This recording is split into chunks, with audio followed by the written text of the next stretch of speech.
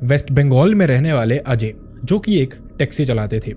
रात का समय था और वो वापस अपने घर की तरफ जा रहे थे, ये आशा लेके कि शायद रास्ते में कोई पैसेंजर मिल जाए जो कि उनको कहीं ना कहीं ले जाए और कहीं से उनको थोड़े और पैसे बन जाए। इतने में ही उनको एक औरत मिलती है जो कि उनकी गाड़ी को रोकती है, उसमें बैठती है और उसकी डेस्टिनेशन लगभग आधा घंटा दूरी पे थी। लेकिन अजय नहीं जानते थे कि इस औरत की सच्चाई क्या है। वो औरत जो उनकी गाड़ी में चीज़ें करती है वो सुनने के बाद आपके रोंगटे खड़े हो जाएंगे। मनोज भी डर जाते हैं, लेकिन उसके बाद जो औरत इनके साथ करती है वो बहुत ही ज़्यादा भयानक था। इस दुनिया में बहुत सारे अलग अलग लोग होते हैं।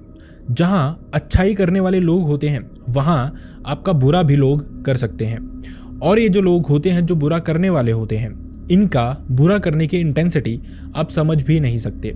आपकी सोच से भी कई ज़्यादा भयानक इनका दिमाग चल सकता है। और कितना बुरा ये आपके साथ कर सकते हैं, आज का इंसिडेंट आपको यही बताने वाला है, जो कि है वेस्ट बंगाल का। तो चलिए शुरू करते हैं। Hi and welcome back everyone. First of all thank you so much हमारी वीडियोस को इतना प्यार देने के लिए। आपका प्यार इसी तरह से मिलता रहेगा तो वीडियोस भी इसी तरह से आती रहेंगी। बस अपना प्यार इसी तरह से बनाए रखना। वीडियोस अगर पसंद आती हैं तो हाइप करना ना भूलें, लाइक करना ना भूलें, चैनल को सब्सक्राइब करके बेल आइकन प्रेस करके ऑल पे क्लिक करना बिल्कुल भी ना भूलें। और साथ ही आप कमेंट सेक्शन में अपनी सिटी, स्टेट या कंट्री का नाम हमें बता सकते हैं, जिससे हमें मोटिवेशन मिलती है। और साथ ही अपने सजेशंस भी आप कमेंट सेक्शन में बता सकते हैं। अपना इंसिडेंट कैसे शेयर करना है ये आपको वीडियो के एंड में पता चलेगा। तो अब बढ़ते हैं इंसिडेंट की तरफ। आज का इंसिडेंट हमारे साथ शेयर किया मनोज नाम के एक इंसान ने। मनोज जी ने बताया कि वो एक टैक्सी चलाते हैं। उसके अलावा जो उनके सराउंडिंग टैक्सी ड्राइवर्स हैं उनसे एक दूसरे की ज़्यादा बनती नहीं है। रीज़न ये होता है कि हर एक इंसान चाहता है कि वो पैसेंजर्स को लेके जाए, वो अपना चक्कर लगाने जाए। इसी दौरान बहुतों की लड़ाइयाँ भी होती रहती हैं। लेकिन मनोज जी ने बताया इसी दौरान उनके दो बहुत अच्छे दोस्त थे जिनका नाम था अजय एंड राज। ये दोनों भी गाड़ी ही चलाते थे, टैक्सी ही चलाते थे उनकी तरह। लेकिन इस सब के दौरान ये सारे के सारे इकट्ठे ही रहते थे। इनफैक्ट कभी कभार अगर किसी को पैसों की दिक्कत हो या फिर किसी का चक्कर ना लगा हो तो एक दोस्त अपना चक्कर दूसरे दोस्त को दे देता था, ये कहते हुए कि जा तू आराम से चला जा, मैं अगला चक्कर देख लूंगा। तीनों की दोस्ती बहुत अच्छी थी। 2010 के आसपास से इन तीनों ने टैक्सी चलाना शुरू किया था और इनको टैक्सी चलाते हुए ही लगभग 5 साल हो चुके थे। लेकिन 2015 में मनोज जी के दोस्तों के साथ जो इंसिडेंट हुआ वो आज भी उस इंसिडेंट को भुला नहीं पाए हैं। मनोज जी ने बताया यूजुअली जो वो घर जाते हैं वो बारी बारी से जाते हैं, लेकिन मनोज सबसे अर्ली जाते हैं, उसके बाद राज और उसके बाद अजय। और अगले दिन आने का भी इसी तरह से पैटर्न रहता था। सबसे पहले मनोज आते थे, फिर उसके बाद राज और फिर उसके बाद अजय। इसी तरह से सब कुछ चलता था। लेकिन ये एक दिन था जिस दिन कुछ अजीब हुआ था। मनोज सबसे पहले आ गए थे, उनके बाद राज आते थे। लेकिन राज उस दिन अपनी फैमिली को लेके एक फैमिली फंक्शन में गए हुए थे। दूसरी तरफ जो अजय थे, जो कि ऑलमोस्ट दोपहर के अराउंड ही पहुंचते थे। उस सुबह वो बहुत अर्ली पहुंचते हैं, मतलब जैसे ही मनोज जी पहुंचे थे उनकी थोड़ी देरी के बाद ही। अब मनोज जी को ये बात समझ नहीं आ रही थी क्योंकि इतने सालों में कभी भी अजय इस समय पे नहीं आए थे। और इससे बड़ी बात जो थी वो ये थी कि जो अजय थे वो बहुत स्ट्रेस दिख रहे थे, बहुत ही ज़्यादा परेशान दिख रहे थे। ऐसा लग रहा था किसी न किसी तरह का एक परेशानी है जो उनको बहुत ही ज़्यादा भयानक वे में परेशान कर रही है। यही होता है। इसके बाद जब अजय वहाँ पे पहुँचते हैं तो मनोज उनसे बिना देरी किए पूछते हैं कि आज तू इतनी सुबह सुबह कैसे आ गया और तू परेशान क्यों दिख रहा है। यहाँ से अजय उनको कुछ बातें बताना शुरू करते हैं। बातें ऐसी थी जिन पे यकीन कर पाना भी मुश्किल हो। अजय ने बताया कि रात को जब वो वापस जाने लगे थे उससे थोड़ी देर पहले ही उनको एक चक्कर मिला था। एक लेडी आई थी जो कि एक डिस्टेंस ट्रैवल करना चाहती थी, लगभग आधा घंटे की दूरी पे वो जाना चाहती थी। लेकिन उसकी उम्र 35 से 40 साल लग रही थी और ऐसा देखने में लग रहा था कि उसकी भी शादी भी नहीं हुई है। अजय जी ने इस औरत को अपनी गाड़ी में बैठा लिया, जिसके बाद वो चलना शुरू ही करते हैं। थोड़ा ही सफ़र तय करते हैं, लेकिन अजय जी को समझ आ जाता है कि ये जो औरत है वो नॉर्मल औरत नहीं है। उसके पास 2 बड़े बड़े बैग थे। देखने में लग रहा था कि वो थोड़ी सी सस्पिशियस है या फिर वो शायद नशे में है। लेकिन लगभग 5 से 10 मिनट के बाद ही उनको ये समझ आ जाता है कि ये औरत नशे में नहीं है बल्कि किसी से बात कर रही है। उन्होंने सामने वाले शीशे से ये देखने की कोशिश भी की कि क्या वो औरत फ़ोन पे बात कर रही है या फिर उसने कहीं हेडफोन तो नहीं लगाए, लेकिन इस तरह का कुछ भी नहीं था। वो यहाँ वहाँ देख रही थी, कभी कभार आंखें बंद भी होती थी और ऐसा लगता था वो किसी से बात कर रही है। थोड़ी ही देर में उनको समझ आ जाता है कि शायद ये औरत थोड़ी सी सस्पिशियस है, कोई भूत प्रेत इस तरह का चक्कर शायद इसका है। लेकिन इन सबसे बड़ी बात जो थी वो अजय जी ने खुद में नोटिस की थी। जो ये जगह थी जहाँ पे उनको जाना था, जैसा मैंने आपको बताया लगभग आधे घंटे की ये ड्राइव थी, लेकिन अजय जी उसको जल्दी उतारना चाहते थे औरत को। इसके बावजूद जो डिस्टेंस था वो खत्म हो ही नहीं रहा था। अजय जी का ये कोई डिल्यूजन नहीं था, उनको कोई प्रॉब्लम नहीं हो रही थी कि कभी कभार ऐसा होता है कि हमें किसी चीज़ का इंतज़ार होता है तो समय बहुत धीमा हो जाता है। इस तरह से नहीं था, रियलिटी में ये हुआ था। उन्होंने गाड़ी की स्पीड ठीक ठाक रखी हुई थी, लेकिन फिर भी उनको ऐसा लग रहा था जैसे डिस्टेंस बहुत ज़्यादा बढ़ गया है। इसके अलावा ये औरत कुछ और भी अजीब करना शुरू कर देती है इस गाड़ी में ही। ये जो औरत थी उनकी गाड़ी में ही कुछ चीज़ें निकालती है और जैसे तांत्रिक क्रिया कोई इंसान करता है उस तरह की चीज़ें करना शुरू कर देती है गाड़ी के अंदर ही। अपने बैग्स में से पता नहीं क्या क्या सी अजीब चीज़ें निकाल रही थी और ये क्रियाएं कर रही थी, कुछ मंत्र पढ़ रही थी, कुछ चैंट कर रही थी। ये अजय ने नोटिस किया और उसके बाद वो बहुत डर गए थे। उन्होंने गाड़ी रोकी और वो चाहते थे इस औरत को उतारना। वो उसको डांटना शुरू करते हैं कि आप ये क्या कर रहे हो, मैं इससे आगे आपको नहीं लेके जा सकता, आप मेरी गाड़ी से उतर जाइए। ये औरत उनको आगे से कहती है चुपचाप गाड़ी चलाते रहो, मैं तुम्हें ज़्यादा पे कर दूंगी, मुझे मेरे डेस्टिनेशन पे ले जाओ। लेकिन अजय जी कहते हैं कि बात पैसों की है ही नहीं, मैं नहीं चाहता ये तांत्रिक क्रियाएं जो आप कर रही हैं इसकी वजह से मैं या मेरी फैमिली किसी भी तरह के स्ट्रगल में आए, किसी भी तरह की प्रॉब्लम्स हमें फेस करनी पड़े। मैं रोज़ गाड़ी चलाता हूँ, मैंने इसी गाड़ी को रोज़ चलाना है और मुझे या गाड़ी को कोई हार्म हो गया तो उसकी रिस्पॉन्सिबिलिटी कौन लेगा? आप उतर जाइए, मैं ये नहीं चाहता कि आपको इससे आगे मैं लेके जाऊँ जिस तरह की चीज़ें आप कर रही हैं।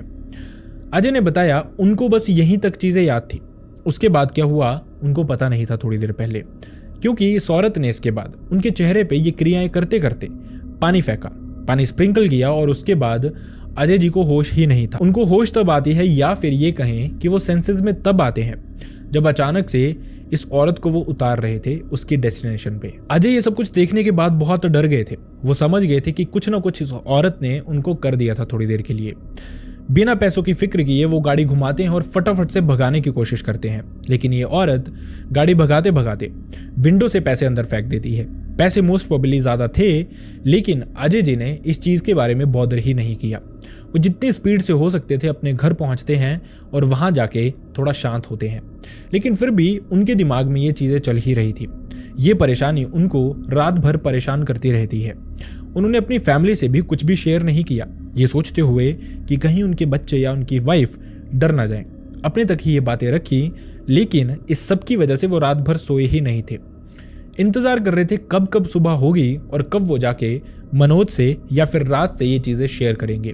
राज तो उस दिन आए नहीं थे, तो मनोज से वो सब कुछ शेयर करते हैं। अब मनोज जी उनको कहते हैं कि कोई बात नहीं, तो फिक्र मत कर, लोग इस तरह के होते हैं। अच्छी बात यह है कि तू सेफ वहाँ से निकल आया है और अब अपने काम पे फोकस कर। थोड़ी देर वो बातें करते हैं और मनोज जी को लगता है कि अजय शायद अपनी सेंसेस में वापस आ रहे हैं, शायद नॉर्मल हो रहे हैं, लेकिन फिर से ऐसा लग रहा था एकदम स्विच होता था और अजय वापस से उसी स्टेज पे पहुंच जाते थे। उसी तरह से यहाँ वहाँ देखते रहना, उसी तरह से दिमाग में हजारों चीज़ें चलते रहना और उसी औरत के बारे में बातें करते रहना। अब इस सब के बीच में जो मनोज थे उनको जाना भी पड़ रहा था सवारियों को लेके यहाँ वहाँ, और उसके बीच में वो ये भी कह रहे थे अजय को कि तुझे भी अगर सवारी मिले तो ले जाना। लेकिन अजय ने इस दिन कोई सवारी उठाई ही नहीं, अगर लोग आते तो वो मना कर देते और वो उसी तरह से यहाँ वहाँ देख के गाड़ी के सामने ही बैठे हुए थे। शाम के लगभग 4 बजे का टाइम था, अभी मनोज जी के जाने का टाइम भी नहीं हुआ था।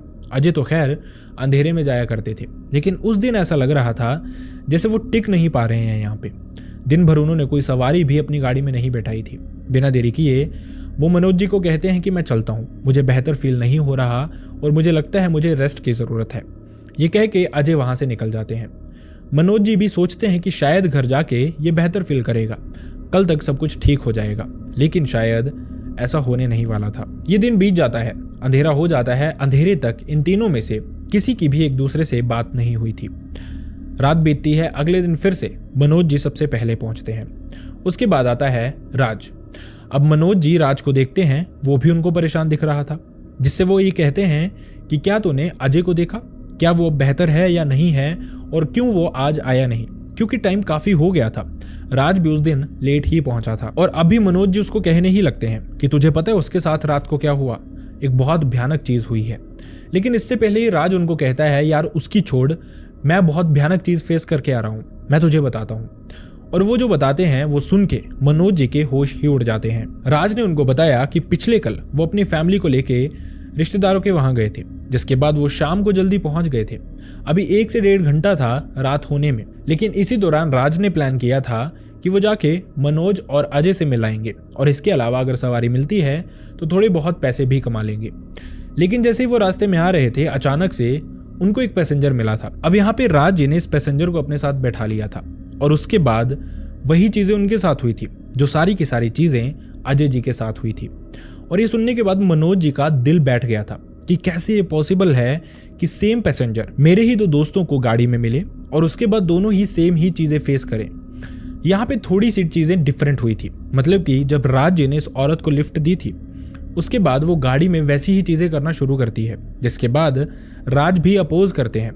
लेकिन ये औरत कहती है तुम चुपचाप से गाड़ी चलाते रहो, तुम्हें मैं पैसे ज़्यादा दे दूंगी। राज जी का दिन भर कोई चक्कर नहीं लगा था, उल्टा खर्चा हो गया था फैमिली के साथ जाके। इसी के चलते वो चाहते थे कि क्या ही दिक्कत होने वाली है, औरत ज़्यादा पे कर देगी और जो भी कर रही है अपने लिए कर रही है। वो चुपचाप से ड्राइव करते रहते हैं, उस औरत को उसकी डेस्टिनेशन तक लेके जा रहे थे। लेकिन बीच में उन्होंने भी नोटिस किया वही चीज़ कि डिस्टेंस खत्म ही नहीं हो रहा था। आधा घंटे में वहाँ पहुँच जाते थे यूजुअली, लेकिन इस रात वो पहुँच ही नहीं रहे थे। लेकिन फिर भी वो ड्राइव करते रहते हैं। वो जानते थे ये औरत पैसे ज़्यादा देने वाली है इनको। वो चलते रहते हैं, लेकिन डेस्टिनेशन पे पहुंचने से थोड़ी ही देर पहले वो भी बहुत बुरी तरह से डर जाते हैं जब उन्होंने नोटिस किया कि पहले तो ये औरत अकेले में ही बातें कर रही थी, कुछ बातें कर रही थी जो कि उनको समझ ही नहीं आ रही थी। लेकिन इसी बीच अचानक से उनको एक मर्द की आवाज़ सुनाई देती है और ये कोई ऐसी आवाज़ नहीं थी जो कि फ़ोन पे सुनाई दे या फिर स्पीकर पे सुनाई दे। उनको बहुत क्लियरली सुनाई दी जैसे उनके पीछे ही कोई मर्द बैठा हुआ था जिसकी आवाज़ में बहुत ही ज़्यादा बेस था। थोड़ी देर के लिए तो उनके होश उड़ गए थे, वो बहुत डर गए थे। लेकिन फॉर्चुनेटली थोड़ी ही देर में उस औरत के डेस्टिनेशन पे वो पहुंचते हैं। इस औरत को उतारते हैं और उस औरत ने जो किराया दिया था वो 4 गुना था नॉर्मल किराए के। इस चीज़ ने कहीं ना कहीं राज जी को खुशी भी दी थी, लेकिन वो डरे भी हुए थे। अपने घर पहुंचते हैं, जिसके बाद उन्होंने भी यही बताया कि उनको सोने में थोड़ी सी प्रॉब्लम हुई, लेकिन उनको नींद पड़ गई थी। अगली सुबह वो पहुंच के सब कुछ मनोज को बताते हैं। अब दूसरी तरफ उन्होंने देखा कि जो अजय हैं वो आए ही नहीं हैं। मनोज ये सुन के शॉक्ड थे और वहीं जब राज ने ये सब कुछ सुना तो वो भी शॉक्ड।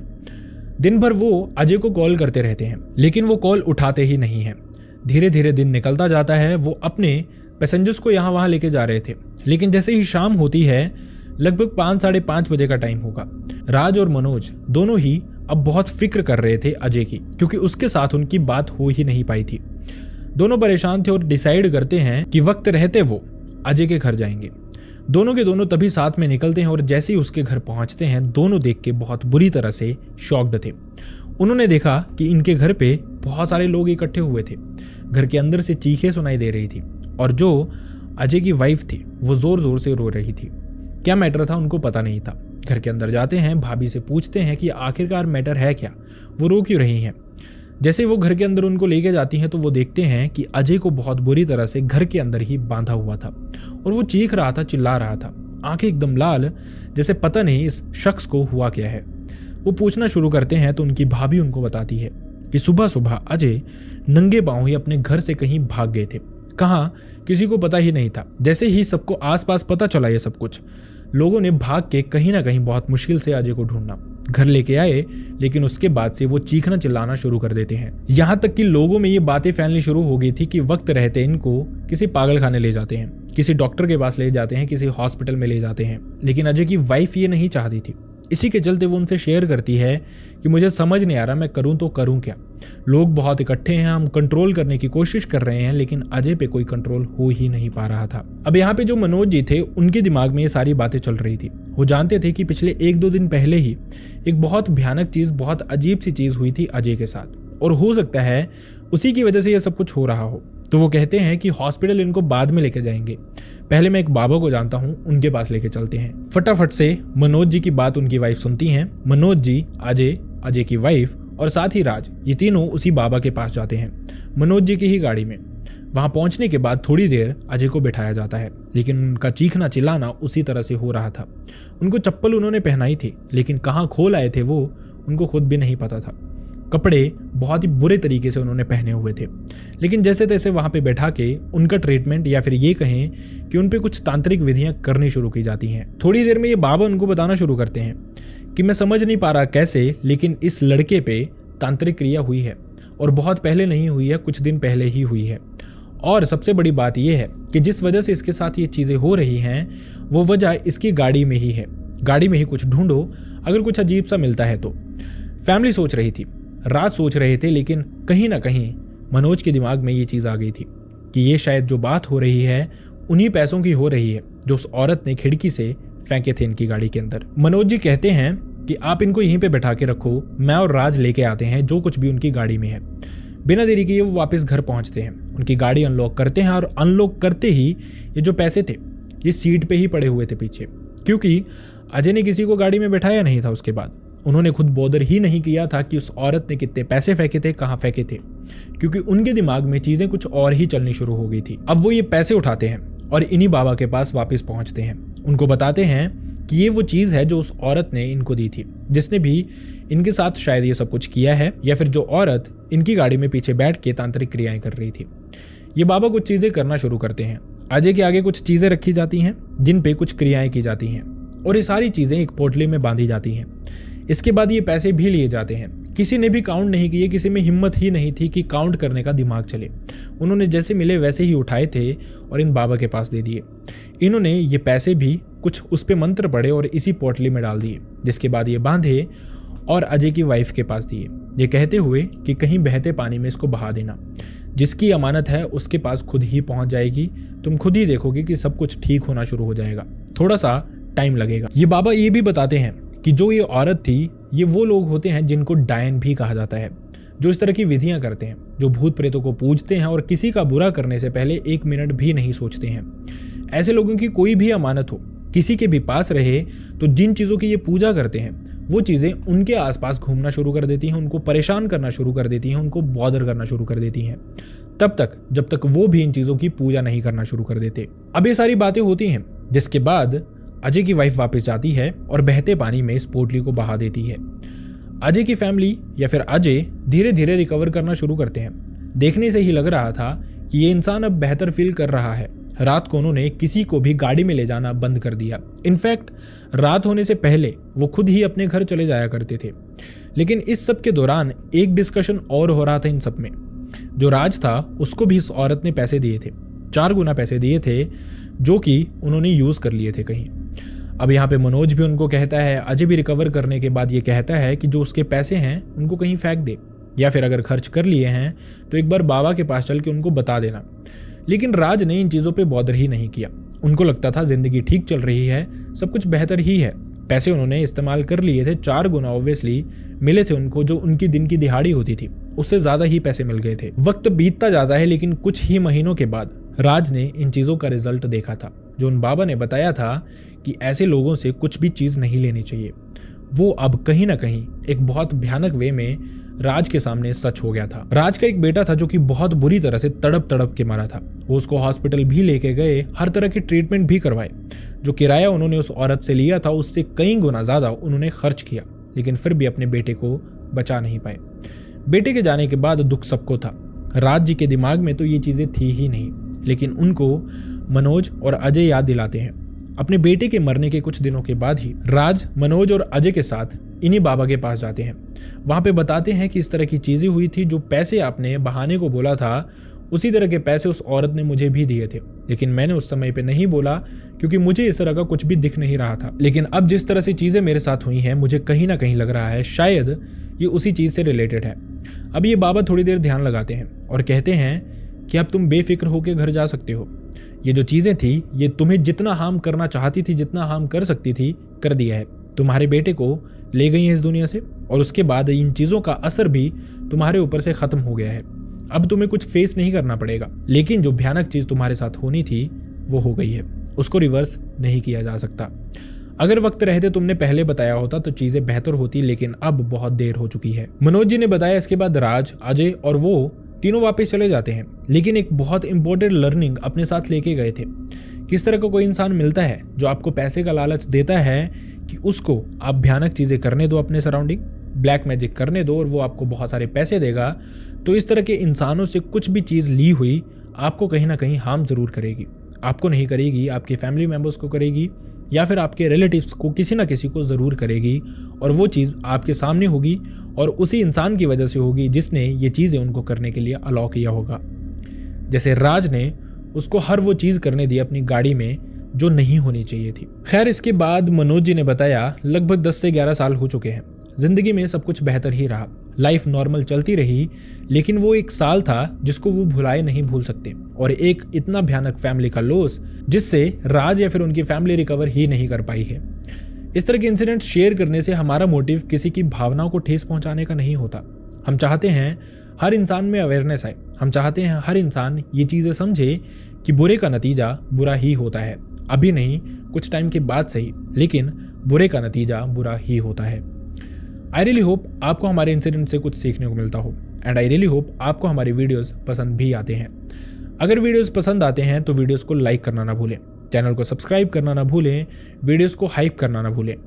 चैनल को सब्सक्राइब करके बेल आइकन प्रेस करके ऑल पे क्लिक करना बिल्कुल भी ना भूलें। सिर्फ 15% जो हमारे सब्सक्राइबर्स हैं उन्होंने बेल आइकन को ऑल पे क्लिक किया हुआ है, जिससे उनको टाइमली नोटिफिकेशंस जाती हैं।